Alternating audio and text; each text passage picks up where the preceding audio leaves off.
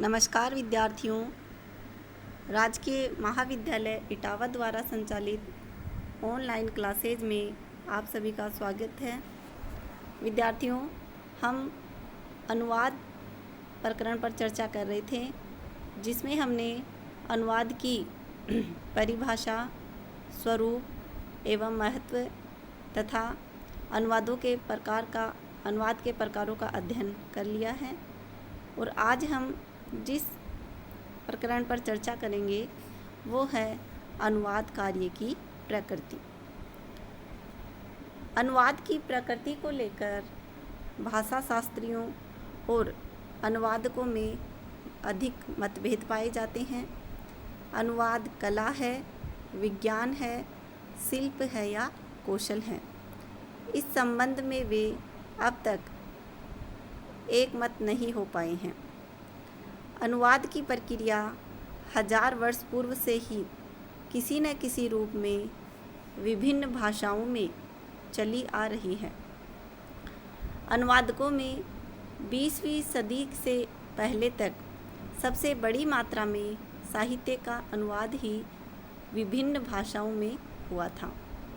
20वीं सदी में विज्ञान, विधि तथा अन्य शास्त्रीय विषयों के ग्रंथों और लेखों का अनुवाद भी एक भाषा से दूसरी भाषा में होने लगा।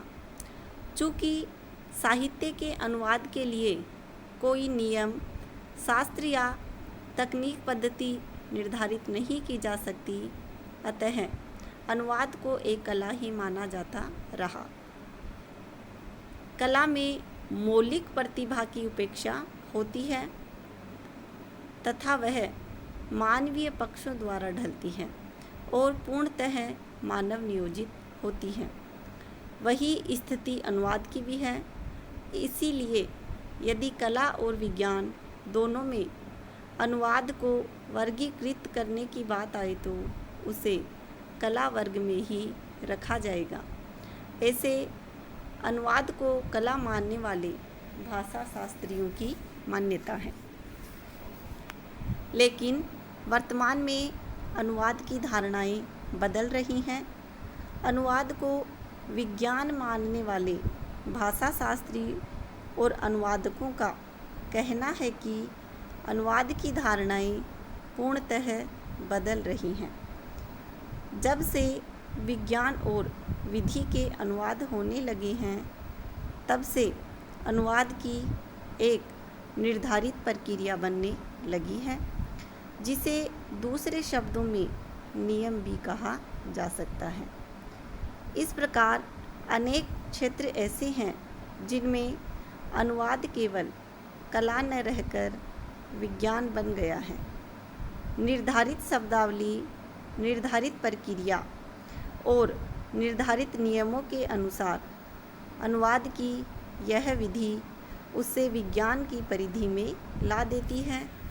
जिस प्रकार से वैज्ञानिक पद्धति की एक तकनीक होती है, उसी प्रकार वर्षों के अनुभव से जब अनुवाद के नियम बनने लगे हैं, दूसरे शब्दों में अनुवाद का शास्त्र इतना परिपक्व और विकसित हो गया है कि अब यह प्रोफेशनल तकनीक बन गया है। इस दृष्टि से अनुवाद का यह परिपक्व और तकनीकी रूप उसे विज्ञान की श्रेणी में ला देता है।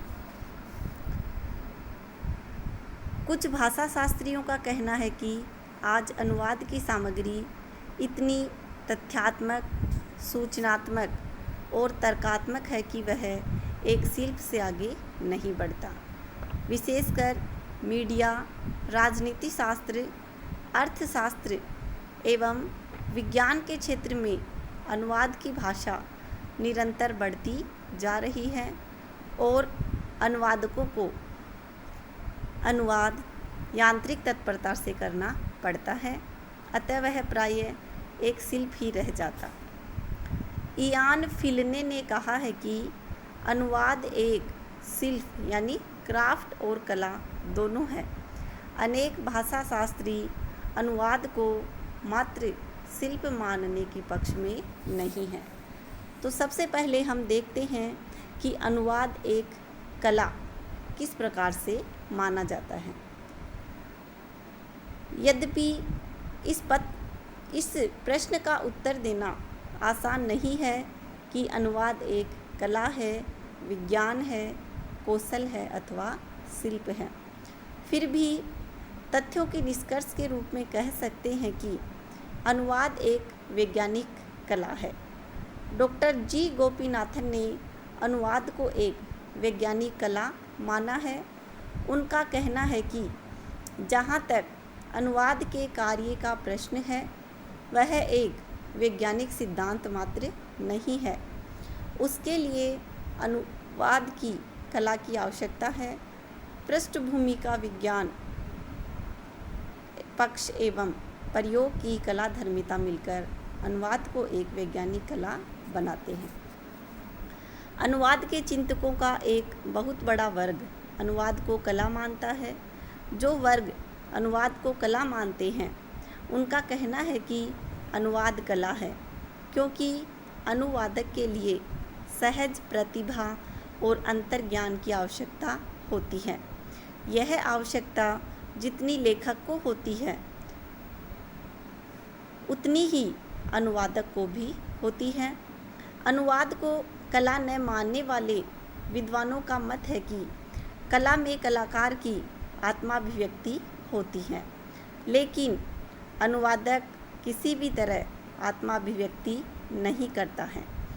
वह तो किसी अन्य की कृति को दूसरी भाषा में रूपांतरण करता है। इस स्थिति में अनुवाद को कला कैसे माना जा सकता है? इस संदर्भ में यही कहा जा सकता है कि अनुवाद में अनुवादक का व्यक्तित्व भी दिखाई देता है। निश्चित ही अनुवादक एक सीमा तक पुनः सृजन करता है, अतः एक सीमा तक अनुवाद भी कला है। अगला जो वर्ग है वो अनुवाद को शिल्प मानने वालों का है, जो कहते हैं कि शिल्प और कला में अंतर है, लेकिन यह दोनों एक दूसरे से भिन्न नहीं है। प्रत्येक कला में शिल्प अपेक्षित होता है और प्रत्येक शिल्प में कला अपेक्षित होती है। शिल्प उपयोगी कलाओं को कहा जाता है। यही कारण है कि कुछ विद्वान अनुवादक को शिल्पकार कहते हैं। इस स्थिति में यह कहा जा सकता है कि अनुवाद एक सीमा तक शिल्प है, क्योंकि अनुवादक किसी शिल्पकार की भांति मूल पाठ की संवेदना को बनाए रखने का प्रयास करता है। अगला मत जो है वो अनुवाद को कौशल मानने वाले विद्वानों का है, जिनका मानना है कि कौशल परिश्रम और प्रशिक्षण से विकसित किया जा सकता है। अनुवाद में भाषा की महत्वपूर्ण भूमिका है, क्योंकि भाषा के द्वारा ही कथ्य तक पहुंचा जाता है। भाषा और अनुवाद बहुत हद तक एक दूसरे से समानता रखते हैं। यदि हम भाषा को कौशल मानते हैं तो अनुवाद को भी कौशल मानना पड़ेगा। अनुवाद भी एक संज्ञानात्मक कौशल है, जो अभ्यास कौशल के द्वारा ही विकसित होता है। अतः कहा जा सकता है कि अनुवाद एक कौशल है। अब बारी आती है अनुवाद को विज्ञान मानने वाले वर्ग की। एक बहुत बड़ा वर्ग है जो अनुवाद को विज्ञान मानकर चलता है। इस वर्ग का कहना है कि अनुवाद में पहले विकोडीकरण किया जाता है और पुनः कोडीकरण के माध्यम से अर्थ को लक्ष्य भाषा में पुनर्गठित कर देते हैं। अन्य शब्दों में मूल पाठ के विकोडीकरण यानी विश्लेषण से अर्थ ग्रहण किया जाता है और फिर लक्ष्य भाषा में उसे कोडीकृत यानी पुनर्गठित कर दिया जाता है। इस दृष्टि से अनुवाद एक विज्ञान है।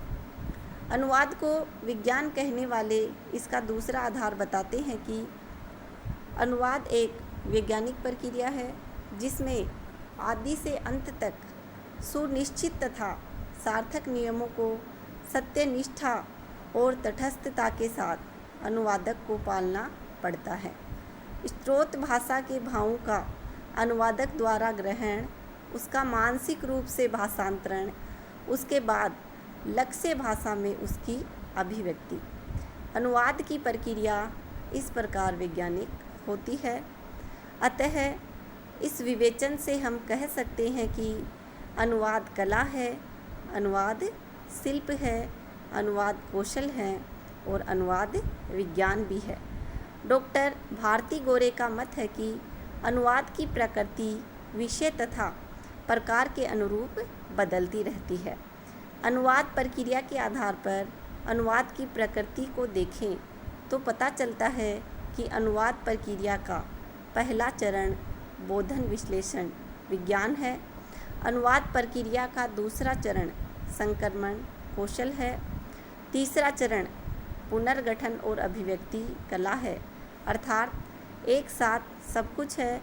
अनुवाद एक लचीली विधा है। साहित्यिक सामग्री का अनुवाद उसे कला सिद्ध करता है। भाषापरक सामग्री का अनुवाद उसे कौशल सिद्ध करता है।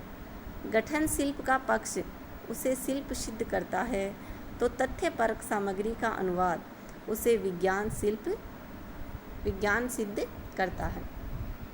कुल मिलाकर उपयुक्त विवेचन के आधार पर हम कह सकते हैं कि अनुवाद की प्रकृति विषय तथा प्रकार के अनुरूप बदलती रहती है।